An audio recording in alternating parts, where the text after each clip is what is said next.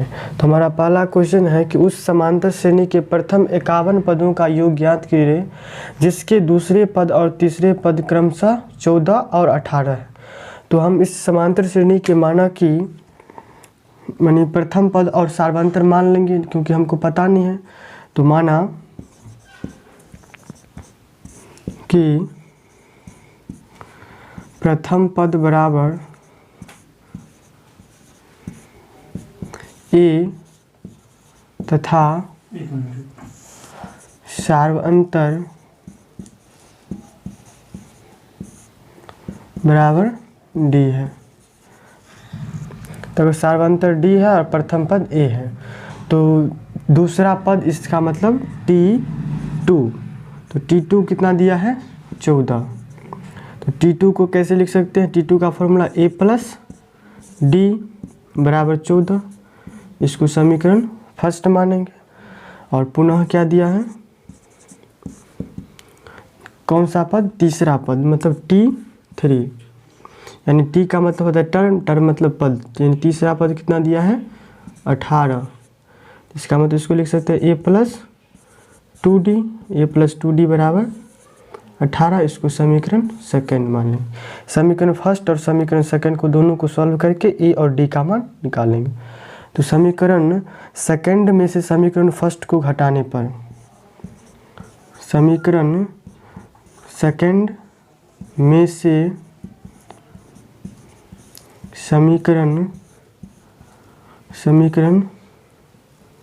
First को घटाने पर, तो समीकरण सेकंड में से समीकरण फर्स्ट को घटाने पर यानी A प्लस 2D बराबर कितना 18 और A प्लस D बराबर कितना 14 दे दिया है। तो घटाएंगे तो प्लस होगा, यहाँ प्लस है तो माइनस, नहीं कुछ है तो प्लस का चिन्ह, प्लस है माइनस, प्लस है तो माइनस, नहीं कुछ तो प्लस, प्लस है तो माइनस। तो प्लस A और माइनस से कैंसिल, 2D में से D गया तो D बराबर 4। अब इस D का वैल्यू को समीकरण फर्स्ट में रखेंगे तो A का वैल्यू निकालेंगे। तो D का मान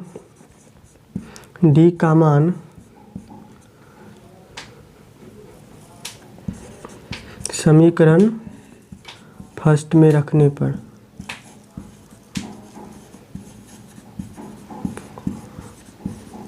तो समीकरण फर्स्ट है A प्लस डी बराबर 14। तो A बराबर होगा 14 माइनस डी। तो D का वैल्यू कितना दे दिया है, D का वैल्यू निकला है 4। तो 14 में से 4 जाएगा तो कितना 10। इसका मतलब A का वैल्यू हमको 10 निकल गया। हमें निकालना है प्रथम 51 पदों का योग, मतलब S51, N का SN का फॉर्मूला यानी N बराबर कितना दे दिया है 51 और SN का फॉर्मूला क्या होता है, SN बराबर N/2 into 2A plus N minus 1 into D, जहाँ N का वैल्यू 51 देते हैं। S51 बराबर यानी N की जगह 51/2 इंटू 2A का मान 10 प्लस N का मान 51 में से मतलब 1 जाएगा तो 50, 51 माइनस 1 इंटू D का मान 4। तो 51/2 इंटू 10 दूनी 20 प्लस 51 में से मतलब 1 जाएगा तो 50, 50 चौका 200, 220, 51/2 ये हो जाएगा 220, 11 दूनी 22 यानी 110। 51 से गुना करेंगे तो इसको ऐसे लिख सकते हैं 51 गुने 11 गुने 10, 110 को 11 गुने 10, 11 से गुना करेंगे इसको तो 1 5 1 6 और 5 1 0 यानी 5610, यानी इसके प्रथम 51 पदों का योग आया।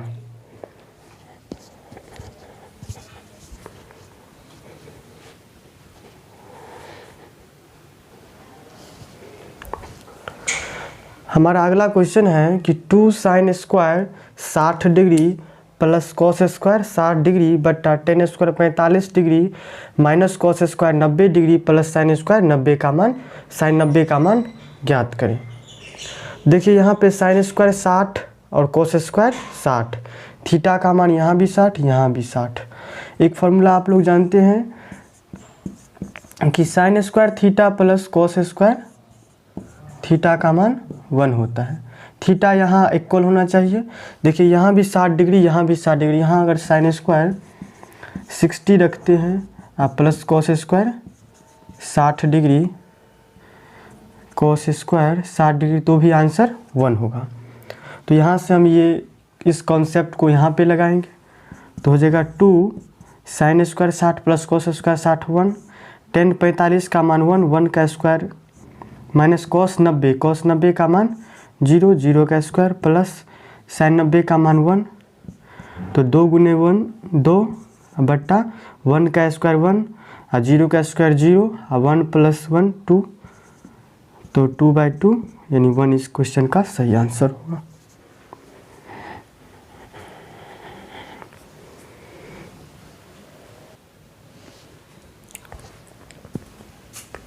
अगला क्वेश्चन है कि सिद्ध करें कि सेक स्क्वायर ए इंटू 1 माइनस कोसेक स्क्वायर ए बराबर 1 सिद्ध करना है। यानी बायां पक्ष को दायां पक्ष के बराबर लाना है। तो बायां पक्ष से जाएंगे हम, बायां पक्ष, बायां पक्ष क्या दिया है, सेक स्क्वायर ए माइनस 1 और 1 माइनस कोसेक स्क्वायर ए बराबर प्रूफ करना, -1 लाना है। तो एक फॉर्मूला आप लोग जानते होंगे कि सेक square A minus ten square ए बराबर 1। तो यहाँ से लाएंगे सेक स्क्वायर ए माइनस 1 बराबर टेन स्क्वायर ए।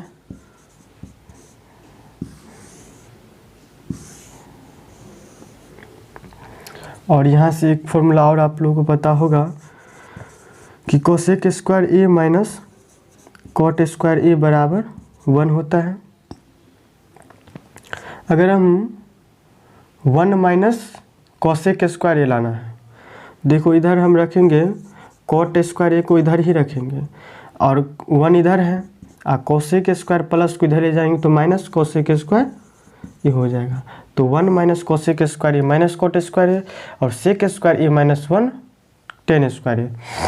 तो यहाँ हो जाएगा टेन स्क्वायर ए इंटू माइनस कॉट स्क्वायर ए। टेन कॉट का उल्टा होता है तो इसको 1/कॉट स्क्वायर ए लिख सकते हैं, इंटू माइनस कॉट स्क्वायर ए।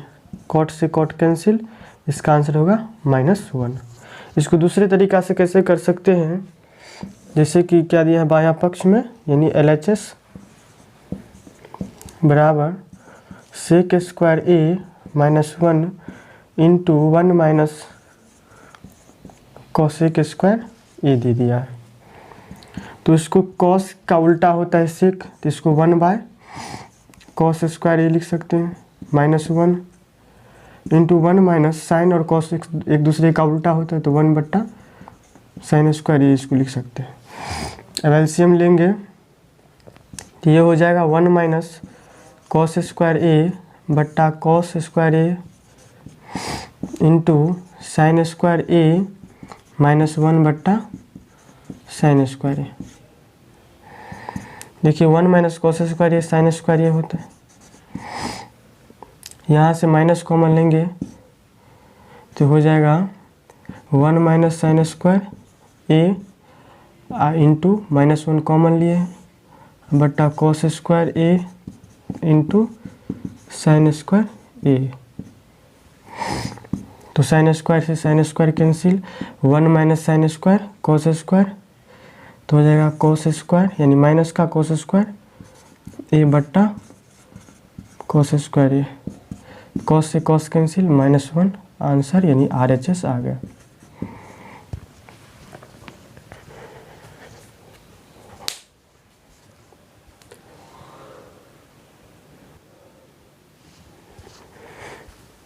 चौथा क्वेश्चन है कि एक बेलनाकार खंभे का वक्र पृष्ठ क्षेत्रफल 264 तथा इसका आयतन 924 मीटर क्यूब है, तो खंभे की ऊंचाई ज्ञात करें। एक बेलन है जिसका रेडियस r है, ऊंचाई h, उसका वक्र पृष्ठ क्षेत्रफल दे दिया है।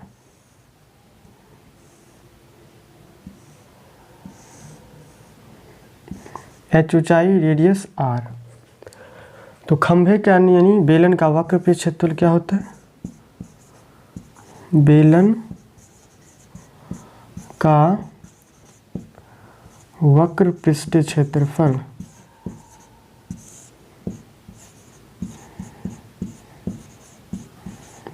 कितना दे दिया है? 264 मीटर क्यूब, मीटर स्क्वायर दे दिया। लेकिन अगर किसी बेलनाकार खंभे की रेडियस r, ऊंचाई h हो तो उसका वक्र पृष्ठ क्षेत्रफल क्या होता है? 2 पाई RH बराबर 264। 2 गुने पाई का मान 22/7 RH बराबर 264। तो यहाँ से 11 दूनी 22, 11 दूनी 22, 11 चौक 44, 2 दूनी 4, 4 छक 24, RH बराबर 42 आ गया। उसके बाद पुनः क्या दिए हैं? बेलन का आयतन दे दिया है। बेलन का आयतन कितना दे दिया है? 924 मीटर क्यूब। तो बेलन का आयतन क्या होता है? पाई r स्क्वायर h बराबर 924। पाई का मान 22/7 r स्क्वायर h बराबर 924। 11 दूनी 22, 11 अट्ठे 88, 11 चौक 44, 2 चौक 8, 2 दूनी 4, r स्क्वायर h बराबर 42 गुने 7। और यहाँ से अगर h का मान निकालते हैं तो h बराबर आ जाएगा 42/r। तो यहाँ पर h का मान रख देंगे। तो r स्क्वायर इंटू 42/r बराबर 42 गुने 7। r से r कैंसिल, एक r से एक r कैंसिल, एक r बच गया। 42 से 42 कैंसिल, तो r बराबर आ गया 7 सेंटीमीटर, 7 मीटर आ गया। r बराबर 7 मीटर। अगर r बराबर 7 मीटर r यहाँ रखेंगे तो h का मान निकल जाएगा। तो h बराबर आ जाएगा 42/7, क्योंकि r का मान 7 है। 42/7, 7 से 42, h बराबर 6 सेंटीमीटर, 6 मीटर। r बराबर 6 मीटर हो। यानी कि खंभे की ऊंचाई, खंभे की ऊंचाई बराबर ऊंचाई, खंभे की ऊंचाई 6 मीटर है।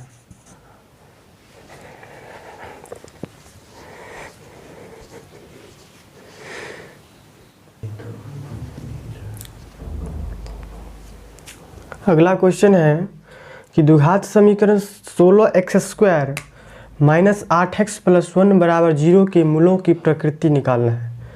तो मूलों की प्रकृति निकालने के लिए हम सबसे पहले d का मान निकालेंगे कि d 0 के बराबर है, कि d 0 से बड़ा है, कि d 0 से छोटा है।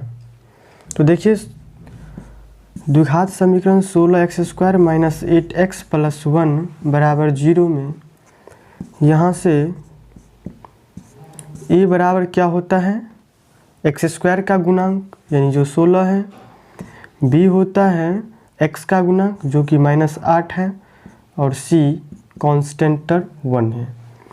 तो d बराबर क्या होता है? फॉर्मूला b² - 4ac, यानी b का मान दिया है -8, -8 का whole square plus 4 into a का मान 16, c का मान 1। तो 8 का स्क्वायर 64, 16 गुने 4 64, 1 से मल्टीप्लाई करेंगे तो वही आंसर होगा 64। 64 में से 64 जाएगा तो 0 आंसर, इसका मतलब डी 0 के बराबर होगा।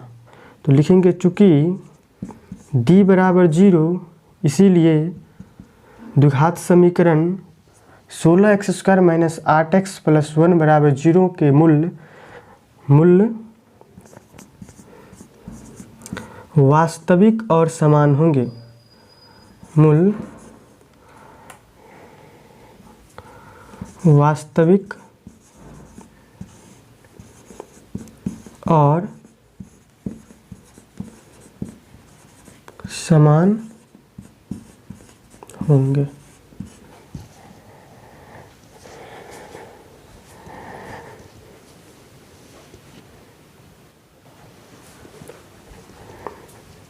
अगला क्वेश्चन है कि यदि 4/5 के, 2 किसी समांतर श्रेणी के 3 क्रमागत पद है तो के का मान ज्ञात करना है। देखिए चूँकि लिखेंगे क्योंकि चूँकि 4/5 के, 2 समांतर श्रेणी में है, समांतर श्रेणी में है। अगर ये समांतर श्रेणी में है, इसका मतलब अगर इसके दूसरे पद यानी a2 माइनस a1 बराबर a3 माइनस a2, a2 का मान k, a1 का मान 4/5, a3 का मान 2, a2 का मान k। इधर से k माइनस के को इधर लाएंगे प्लस के, 2 माइनस 4/5 को इधर ले जाएंगे 4/5, तो ये हो जाएगा k प्लस के 2k, एलसीएम लेके 5 हो जाएगा, 5 दूनी 10 प्लस 4 14, यानी 2k बराबर हो जाएगा 14/5, 2 सत्ते 14, k बराबर आ जाएगा 7/5।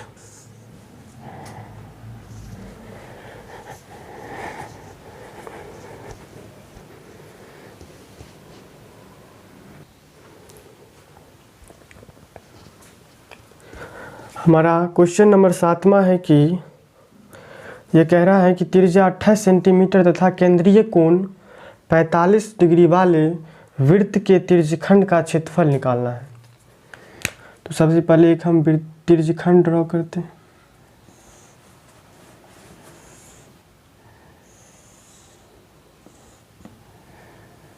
ओ ए बी, केंद्र पे 45 डिग्री का कोण बना रहा है।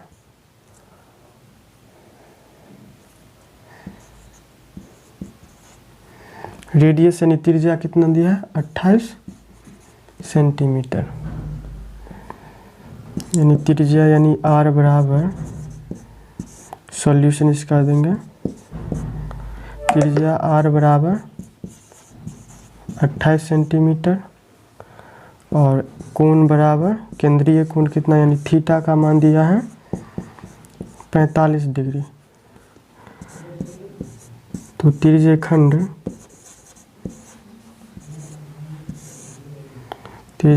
ओ ए बी का क्षेत्रफल क्या होगा? त्रिज्यखंड ओ ए बी का क्षेत्रफल पाई r स्क्वायर थीटा बटा 360 डिग्री।